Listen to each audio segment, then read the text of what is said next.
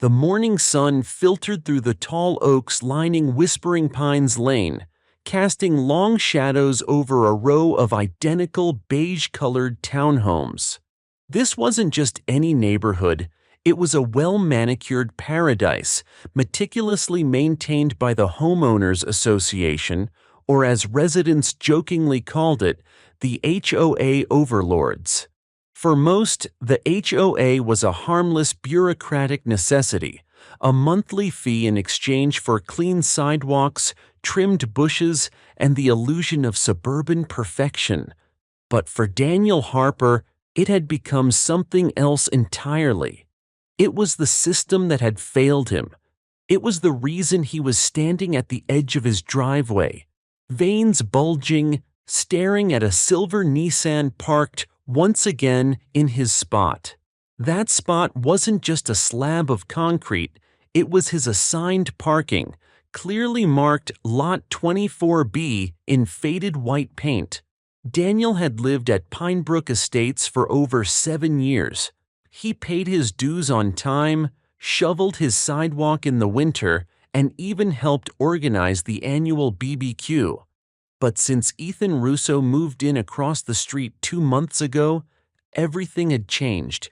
Ethan was younger, louder, and far too casual about the rules. A real estate agent with a flashy smile and a new car every other week, he had the kind of charm that impressed the HOA board and irritated Daniel to no end. And worst of all, he had taken to using Daniel's parking spot as if it were his own personal driveway. Daniel walked up to the Nissan, pulled out his phone, and snapped a photo. He'd already sent 5 emails to the HOA. This would be the 6th. "Still sending love letters," a voice called out.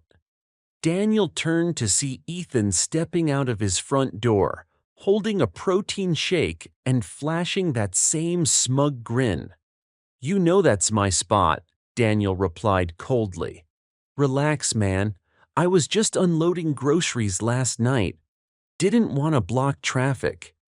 "I'll move it in a bit," Ethan said, then took a loud sip of his shake. "You said that yesterday." "Well, maybe I'll say it again tomorrow." Ethan winked and walked back inside, leaving Daniel fuming. This was no longer about parking. It was about disrespect. Daniel stared at the Nissan for a long moment, then turned and walked back into his house. His hands trembled as he typed out the latest complaint to the HOA. He wasn't going to let this go. Not this time. The following week was a slow burn. Daniel tried to ignore the growing tension. He told himself that maybe Ethan was just careless, not malicious. But then it happened again. And again. Each morning, Daniel stepped out with his coffee, only to find Ethan's car still occupying his parking spot, sometimes even parked at an angle like a final insult. The HOA remained silent. Daniel's 6th email got a generic response. "We are looking into the matter. Please remain patient while we assess the situation." That was their answer. Assess the situation? How long did it take to look at a damn parking space? Daniel began keeping a log. Date, time, photos. He printed them out and made a folder titled "Russo Violations" in big red letters. Every night he added to it, like a detective building a case. His wife, Karen, told him to let it go. "It's just a parking spot," she said, watching him staple another image to the growing pile. "No, Karen, it's about rules, respect. He's not just taking a parking spot, he's spitting in my face." Karen sighed. "I think you're letting this get to you. I'm supposed to let it get to me." That weekend, Ethan threw a party. Music, cars, people parked on lawns. Daniel called the HOA's 24-hour complaint line 3 times, but no one ever picked up. The following morning, garbage was scattered across the front lawns, including Daniel's. A beer can rolled across his porch in the breeze. That was the final straw. Daniel marched across the street to confront Ethan, fists clenched, but when he knocked on the door, a woman answered. Ethan's girlfriend, Lila. She was polite, almost too polite, and told Daniel that Ethan had gone out to brunch. When Ethan returned, Daniel watched from the window as he kissed her cheek and laughed like nothing had happened. Daniel's hand gripped the curtain so tightly it tore the seam. The next day, Daniel arrived home from work to find his own driveway blocked, not just by a car, but by a moving truck. Apparently, Ethan had offered his spot to a friend who was helping him move a couch. That night, Daniel didn't sleep. Instead, he stared at the ceiling fan slowly turning above his bed and thought, "They think I'm weak. They think I'll just keep taking it." He went down to the garage and opened his old workbench. Dusty drawers held all kinds of things from his younger, more impulsive years. Tools, bolts, electrical tape, paint. His fingers wrapped around a rusted crowbar. He didn't use it. Not yet. But holding it felt good. The next morning, the HOA issued Daniel a warning. Yes, Daniel.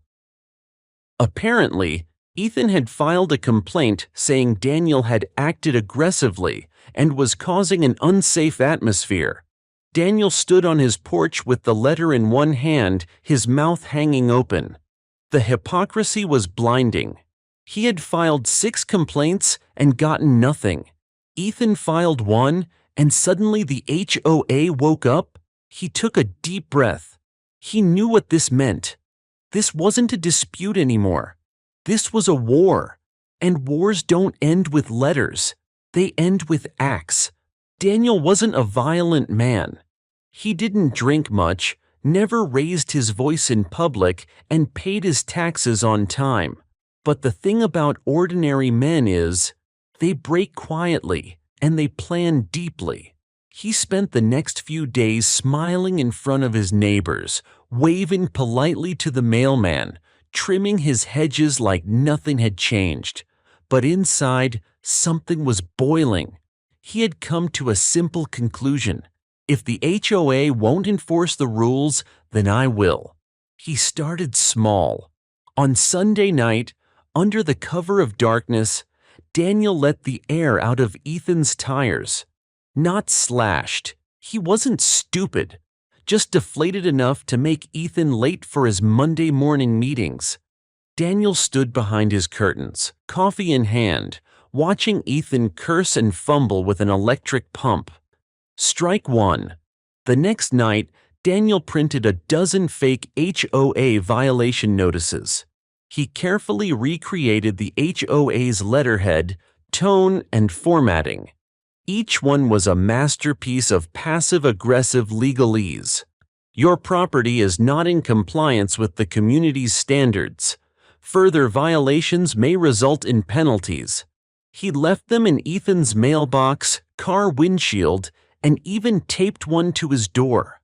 By Friday, Ethan had received 4 different fake notices about his grass, noise levels, even unauthorized decorative lighting. Daniel smiled as he watched Ethan walk around looking utterly confused, muttering to Lila about those power-hungry HOA idiots. Strike 2, but Daniel wasn't done. One afternoon, he walked his dog past Ethan's house and paused at the electrical box on the side. He snapped a photo, then went home and studied the model online. With the right tool, a power cutoff wouldn't be hard. Illegal? Maybe. Traceable? Not likely. He didn't pull the trigger on that idea, yet. But he liked knowing he could. Instead, he waited until Ethan went out of town for a weekend open house tour and used that opportunity to place a "For Sale by Owner" sign on Ethan's front yard. It had Ethan's actual phone number. Daniel found it on one of the real estate flyers that littered the mailroom every week. By Saturday morning, Ethan's phone was flooded with calls from strangers asking about prices and property tours. Strike 3. That night, Ethan came banging on Daniel's door. Loud. Angry. "You think this is funny, old man?" Daniel didn't flinch. He opened the door just enough to let Ethan see his eyes. "Excuse me?" Daniel said calmly. "You've been messing with me. The flat tires, the fake violations, the for sale sign. You think I'm stupid?" Daniel stepped out onto the porch and looked Ethan dead in the face. "I have no idea what you're talking about, but if you're having issues with the HOA, maybe you should write them a letter. Or 6. Ethan's nostrils flared. "This isn't over." "I certainly hope not," Daniel whispered. He shut the door slowly. From that moment on, it escalated beyond pettiness. Ethan began playing music louder, parked it even more deliberately in Daniel's spot, sometimes sideways, blocking both spaces. Daniel responded by dumping small bags of sugar into the gas tank of Ethan's backup car. Again, not enough to destroy it, just enough to clog the system and create chaos. Lila eventually left. She didn't say why. She just packed her bags one night and drove off while Ethan stood in the driveway, watching in silence. Daniel watched too, from his upstairs window. Strike 4. Autumn crept in slowly. Leaves turned to fire and fell in waves, carpeting the streets of Pinebrook Estates. But the once cozy neighborhood had taken on a colder tone. Neighbors now whispered on their porches and pulled blinds tighter at night.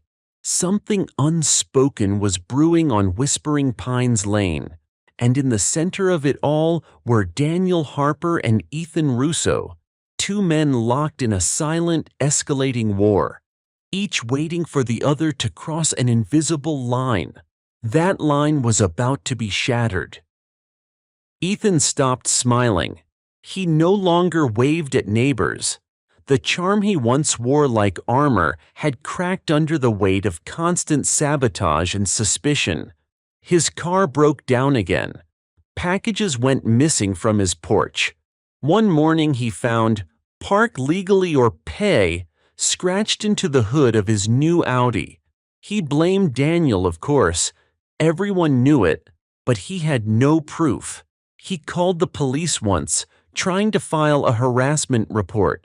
But with no cameras, no witnesses, and no solid evidence, all he got was a dismissive nod and a card for civil dispute resolution.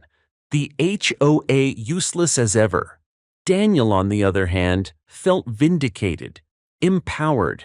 But even he could feel that the tension was reaching a dangerous place. He wasn't sleeping well. He had recurring dreams, dark ones, about standing over Ethan's body, sometimes with a shovel, sometimes with a knife, sometimes smiling. He started locking his doors more, checking windows. Paranoia and satisfaction danced dangerously close inside him. Then it happened. One night, around 2:30 a.m., Daniel was awoken by the smell of smoke. Thick, chemical, unnatural smoke. He bolted out of bed and ran to the window. His car! It was on fire. Flames licked up from under the hood, orange light casting eerie shadows across the neighborhood. Karen screamed as Daniel raced outside with a hose, his heart pounding, feet bare on cold concrete. Neighbors gathered, shouting, some calling 911. The fire department arrived quickly, but the damage was done. The front end was scorched. The windows cracked from the heat. Daniel stood there in disbelief, clutching the hose with trembling hands. He knew who did it. He knew. The next day, the police came again. This time, arson was on the table, but with no security footage and no eyewitnesses, they couldn't do much. Ethan didn't come out that morning. His blinds were closed. His driveway was empty. But Daniel saw something that chilled him. A camera. A small new security camera now mounted just above Ethan's garage, and he realized something terrifying. He was being watched. That night, Daniel sat alone in his garage, surrounded by his tools and evidence folder. He turned the pages slowly, looking at photos, HOA letters, and printouts of text message exchanges. It all seemed so stupid now, all over a parking spot. But it wasn't about parking anymore. This was personal. He reached under the bench and pulled out a small black box, an old burner phone, the one he'd used for some of the more questionable messages sent to Ethan under a fake HOA number. He had thought it was clever. Now it was dangerous. If Ethan had recorded anything, or if those calls were ever traced, Daniel could lose everything. He made a decision. This ends tonight. Just after 1 a.m., Daniel put on black clothes, gloves, and a baseball cap. He crossed the street on foot, moving like a shadow between trees and mailboxes. He knew the camera's angle. He had studied it earlier that day. There was a blind spot along the side fence. He reached the back of Ethan's property and peeked into the yard. No lights, no movement. He scaled the fence quietly and crept toward the breaker box near the garage. He was just going to kill the power. A scare. A final message. Nothing more.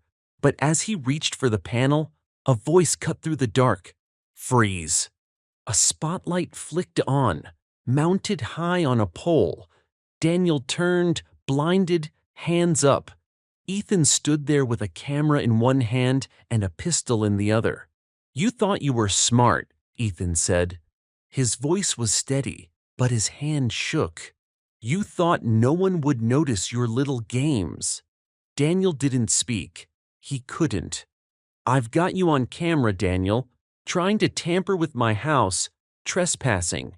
You've crossed the line. The moment held like a stretched wire.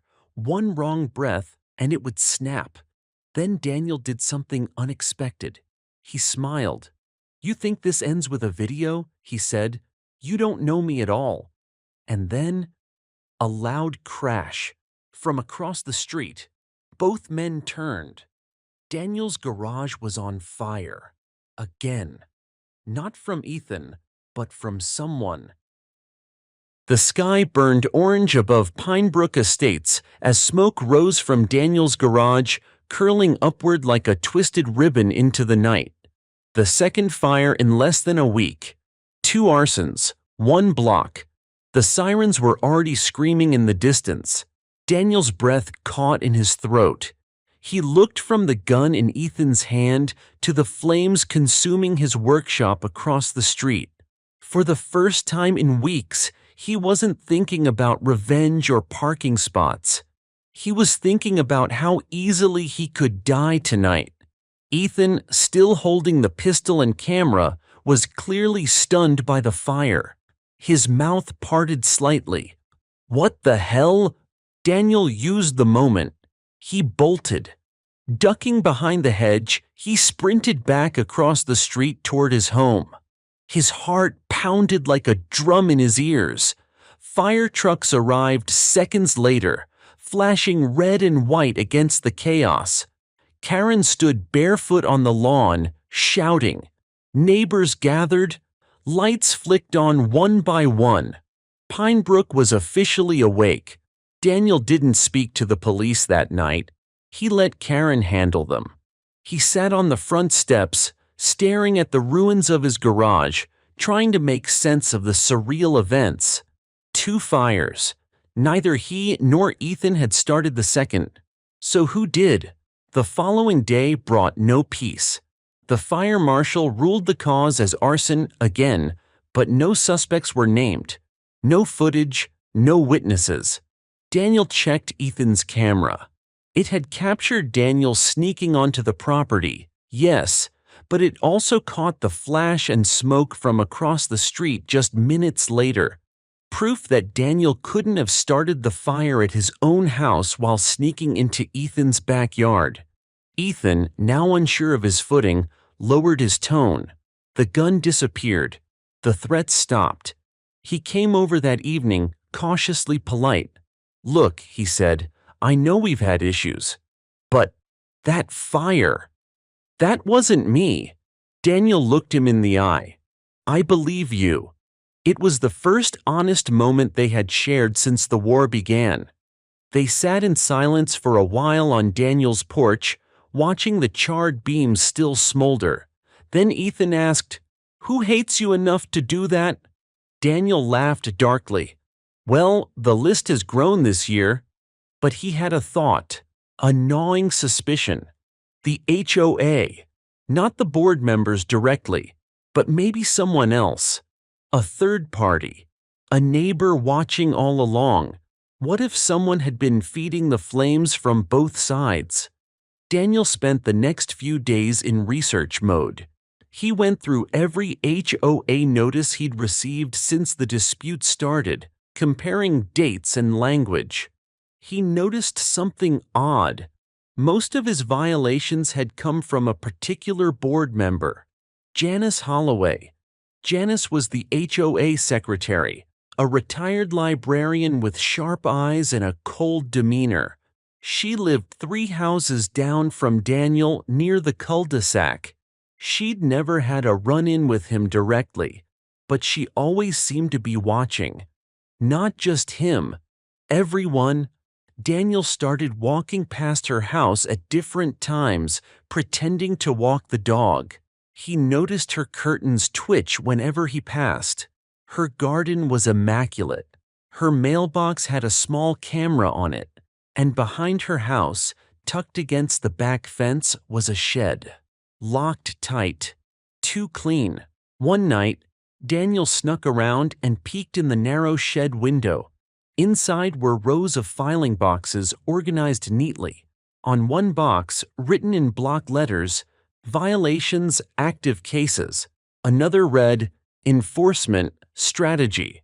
Daniel took photos through the glass. When he zoomed in later, he saw something chilling. A folder labeled, "Russo Harper, Incident Timeline." She was tracking them. Both of them. Daniel knocked on Ethan's door the next morning. "Got a minute?" he asked. Ethan stepped outside warily. "What's up?" Daniel showed him the photos, the boxes, the labels. Ethan swore under his breath. That's crazy." "No," Daniel said. "That's obsession." Together they formulated a plan, a truce. Not a friendship, but an alliance. One goal: find out what Janice was really doing and how far she was willing to go. They began documenting everything. Janice's movements, her mail, her visitors. They even went so far as to hack the HOA's digital bulletin board, a crude site mostly used for neighborhood bake sale flyers and lawn care reminders. What they found was shocking. Hidden in a private admin folder was a spreadsheet titled Community Behavior Monitoring. Dozens of names, notes, photos, timestamps. Ethan found his own name next to a series of comments. "Car parked in incorrect space again.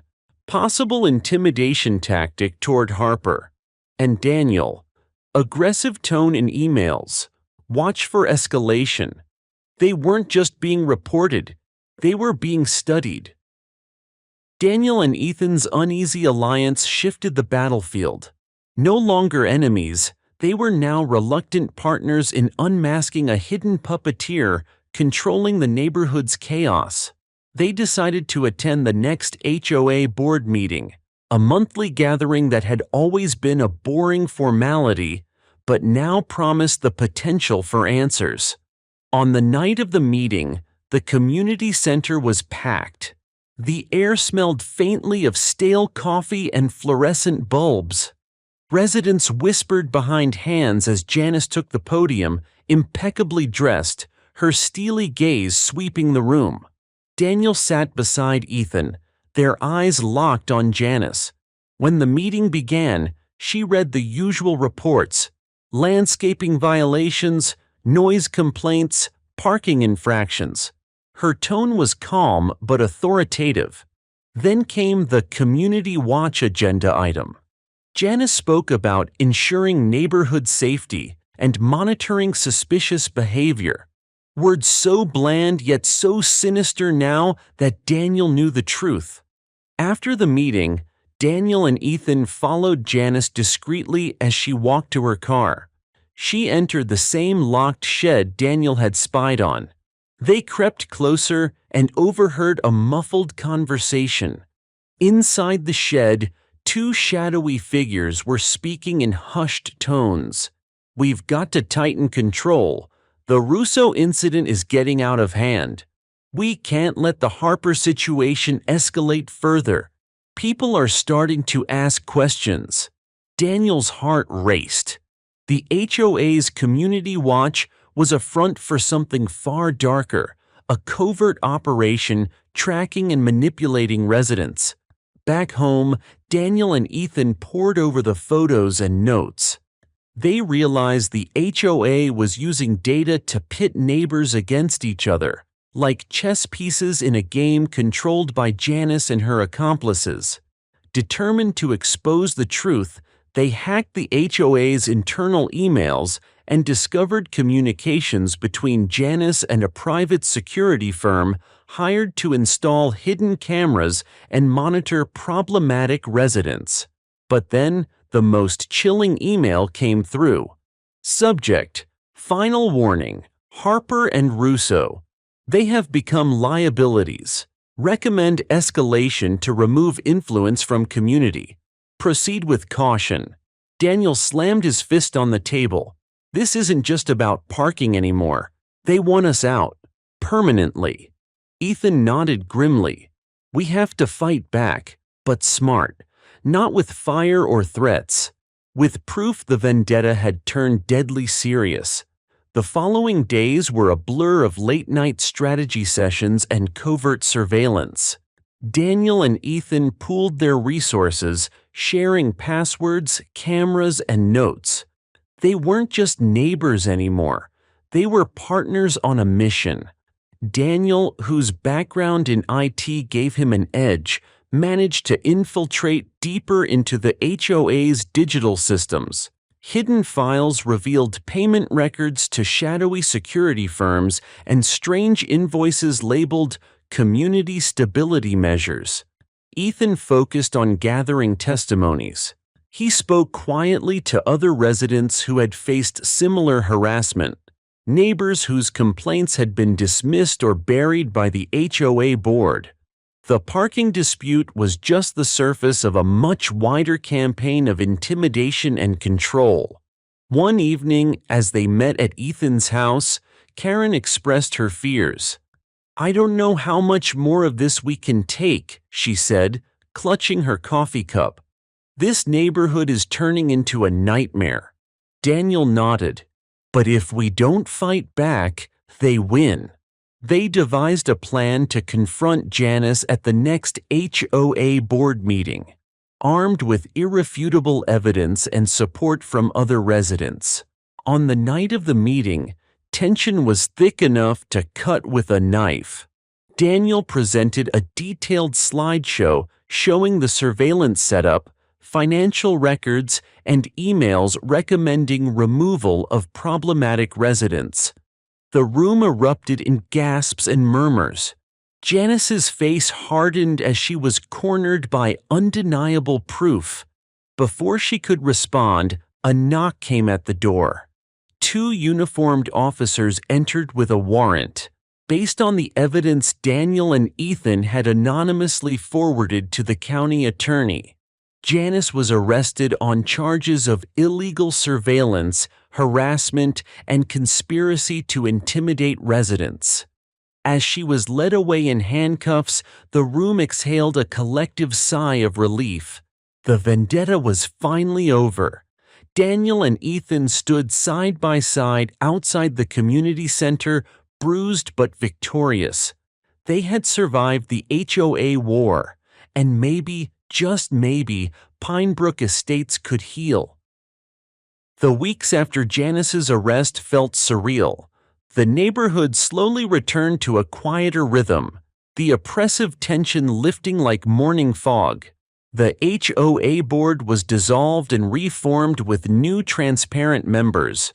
A committee was established to review all past violations and undo any unfair penalties.